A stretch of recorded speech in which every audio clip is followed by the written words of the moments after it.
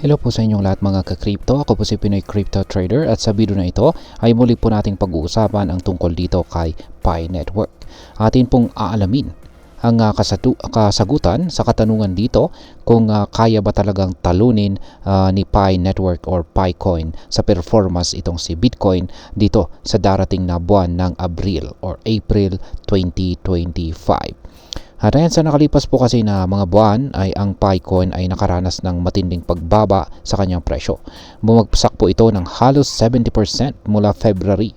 Dahilan upang bumaba ito mula halos $3 hanggang sa kasalukuyang mababang halaga nito. Ang pagbagsak na ito ay dulot po ng labis na hype sa launching ng Open Mainnet nito. Pati na rin ang bugso ng token unlocks na nagdulot ng oversupply sa market. Pero ngayon ay tila nagkakaroon po ng bullish breakout itong si Picoin. Ayon po sa mga technical na analysis ay may posibilidad daw itong umangat muli sa mga susunod na linggo. Kaya ano nga ba ang ibig sabihin nito para sa atin bilang mga trader at investor na interesado rito kay Pi Network or Picoin?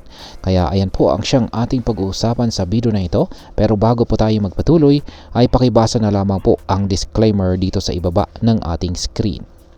Ayan, sa kasalukuyan ay marami pong mga analyst ang nakapansin sa triangle pattern sa 4-hour chart time frame ni Picoin. Isang senyales na posibleng magkaroon ng breakout sa presyo nito. Karaniwan ay ginagamit po ang taas ng triangle upang tansyahin ang posibleng paggalaw ng presyo. Batay po sa pagsusuring ito, maaring umabot po ang presyo ni Picoin sa presyong $1. Nakatumbas po ng halos 15% na pagtaas mula sa kasalukuyang presyo nito. Bukod pa rito ay napansin ng mga analyst na ang Relative Strength Index or RSI ni Picoin ay pumasok na po sa oversold territory. At ang nangyari po yan nitong mga nakaraang pang-araw. Ibig sabihin ay posible pong naibenta ito ng sobra-sobra kaya nagkaroon po ng natural rebound na umabot po ng 15% na pagtaas. Ang isa pang bagay na maaari pong magpataas sa presyo ni Picoin ay ang posibilidad ng Binance listing.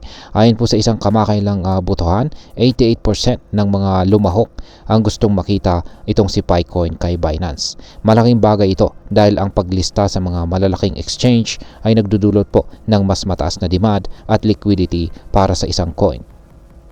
Ayan. Ngayon ay kung pagkukumparahin po natin itong si Bitcoin at saka si Picoin, alin kaya sa kanila ang mas malakas or magpapakita ng magandang performance ngayong sunod na buwan ng Abril or April. Ayan, habang may posibilidad po na tumaas itong si Picoin, si Bitcoin naman ay tila dumaranas ng bearish breakdown. Base po sa technical na analysis, bumagsak si Bitcoin mula sa isang rising wedge pattern. Isang indikasyon na maaari pong magpatuloy ang pagbaba ng presyo nito. Kaya ayan po, isang rising wedge pattern na binubuo ng dalawang kulay itim na linya. At makikita natin dito na nagkaroon na siya or tumagos po yung candlestick sa ilalim nito. Kaya breakout po yan. Kaya ayan, isa po itong indikasyon na kung posibleng magpatuloy po sa pagbaba ang presyo ni Bitcoin sa mga darating na araw. Ayon po sa analyst ay kung susundin po ang pattern na ito, maaaring bumagsak po si Bitcoin sa presyong $79,742. Mas mababa pa sa kasalukuyang presyo nito.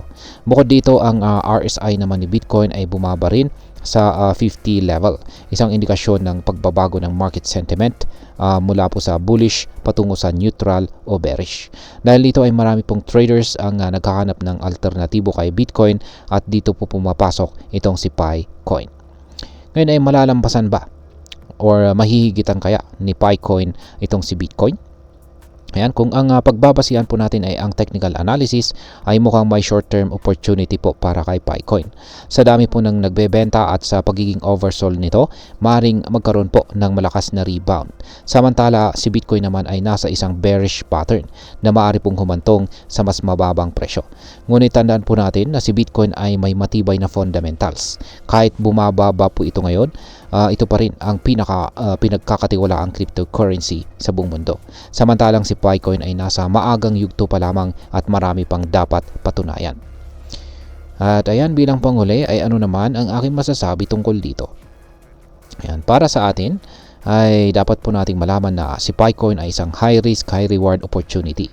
Kung ikaw po ay isang trader na gustong sumubok ng short-term gains, maaaring maging magandang pagkakataon po ang pagpasok dito kay PiCoin kung magpapatuloy ang kanyang breakout. Ngunit kung ikaw naman po isang long-term investor, maaring mas maigi pang manatili kay Bitcoin dahil ito po ang mas matibay, meron po siyang mas matibay na track record sa industriya ng crypto. Isa pang mahalagang dapat po nating bantayan ay ang posibleng Binance listing. Kapag nangyari ito, maaring tumaas ang presyo ni PiCoin dahil mas marami ng tao ang makakabili at makakapag-trade nito. Sa kabuuan, ang PiCoin ay may potensyal na magkaroon ng short-term gains, ngunit hindi pa ito sigurado bilang isang long-term investment. May mga indicators na nagpapakita ng posibleng pagtaas ng presyo ngayong paparating na buwan ng April 2025. Ngunit depende pa rin po ito sa market sentiment at sa magiging desisyon ng malalaking exchange tulad po ni Binance. Sa kabilang banda, kahit na mukhang bababa po si Bitcoin sa maikling panahon, nananatili pa rin itong pinaka-stable at pinagkakatiwalaang cryptocurrency. Kaya kung ikaw po ay isang risk taker, maaaring pag-aralan po natin muna ang pagpasok dito kay PiCoin para sa short-term trading. Pero kung gusto mo ng mas stable na investment, maaaring mas maigi pa rin itong si Bitcoin. At ayan, hanggang dito na lamang po tayo sa video na ito mga ka-crypto. Marami pong salamat sa panonood. Ingat po tayo lagi at God bless po sa ating lahat.